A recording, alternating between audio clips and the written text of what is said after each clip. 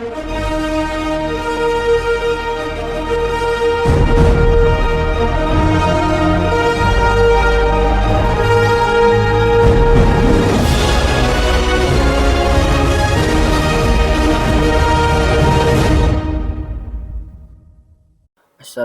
warahmatullahi wabarakatuh. Saya Rocky Ridho. Di sini saya akan membahas bab selanjutnya, yaitu tentang networking model. Di sini kita mempunyai 4 poin pembahasan. Yang pertama ada konsep, yang kedua ada encapsulation dan dencapsulation, yang ketiga ada TCP atau IP model, yang keempat ada auxiliary model. Yang pertama, konsep networking model.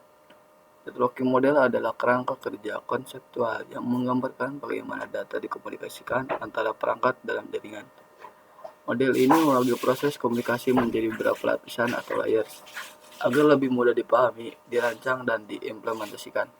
Tujuan dari model ini adalah standarisasi komunikasi jaringan, memudahkan pengembangan perangkat lunak dan perangkat keras jaringan, menyederhanakan troubleshooting dan pengelolaan jaringan. Dua model yang paling umum digunakan masih model Open System Interconnection, TCP atau IP model, Transmission Control Protocol atau Internet Protocol. Yang kedua ada TCP atau IP model. Model TCP atau IP adalah model arsitektur jaringan yang menjadi dasar dari internet modern. Model ini dikembangkan oleh Departemen Pertahanan Amerika Serikat dan digunakan secara luas karena bersifat praktis dan fleksibel. TCP atau IP membagi proses komunikasi jaringan menjadi 4 lapisan utama, yaitu A. Application layers, lapisan paling atas yang berinteraksi langsung dengan pengguna dan aplikasi.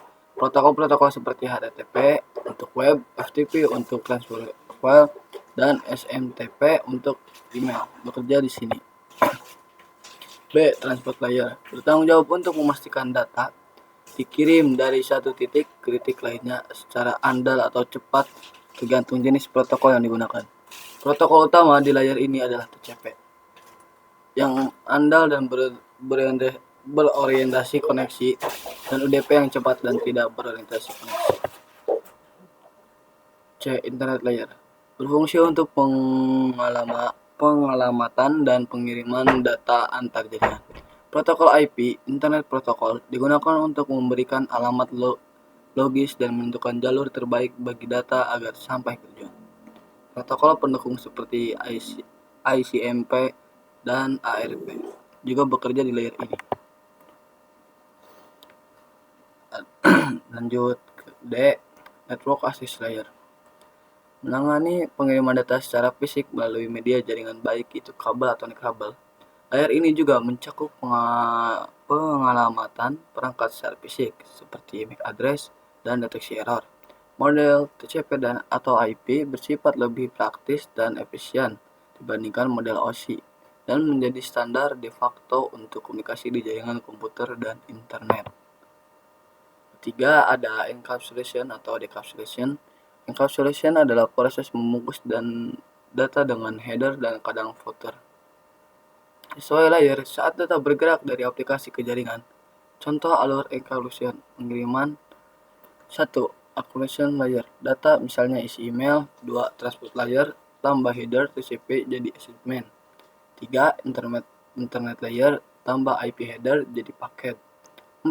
Network access layer, tambah MAC header jadi frame dikirim via media fisik sebagai bit. Decapsulation adalah proses kebalikan saat data diterima. Setiap layer membuka header yang relevan dan meneruskan data ke layer atas. Yang keempat ada auxiliary model, yaitu yang terakhir. Model OSI, Open System Interconnection, adalah model konseptual yang menjelaskan bagaimana data berpindah dari satu perangkat ke perangkat lain dalam jaringan.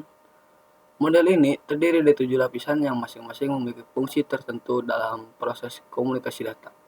Lapisan pertama adalah physical layer yang bertanggung jawab untuk mentransmisikan bit mentah melalui media fisik yang seperti kabel atau gelombang radio. Di atasnya, data link layer mengatur pengiriman data antar perangkat di jaringan lokal dan menangani pengalaman fisik serta deteksi kesalahan data. Selanjutnya, network layer mengelola pengelamatan logis dan penentuan jalur routing agar data bisa dikirimkan antar jaringan. Lalu, transport layer memastikan data dikirim dengan andal dan utuh dari sumber ke tujuan menggunakan protokol seperti TCP atau UDP. Kemudian ada session layer yang mengelola sesi komunikasi antara dua aplikasi, termasuk memulai, menjaga, dan mengakhiri koneksi. Di atasnya, presentation layer bertugas menerjemahkan format data, mengenkripsi, dan mengekripsi data agar dapat dipahami oleh aplikasi yang berbeda. Terakhir, application layer adalah lapisan paling atas yang langsung berinteraksi dengan pengguna, menyediakan layanan seperti email, browsing web, dan transfer file. Meskipun model OSI tidak digunakan secara langsung dalam implementasi jaringan modern yang lebih banyak menggunakan TCP atau IP, model ini sangat berguna untuk memahami konsep dan fungsi komunikasi jaringan secara sistematis. Sekian dari saya. Wassalamualaikum warahmatullahi wabarakatuh. Terima kasih.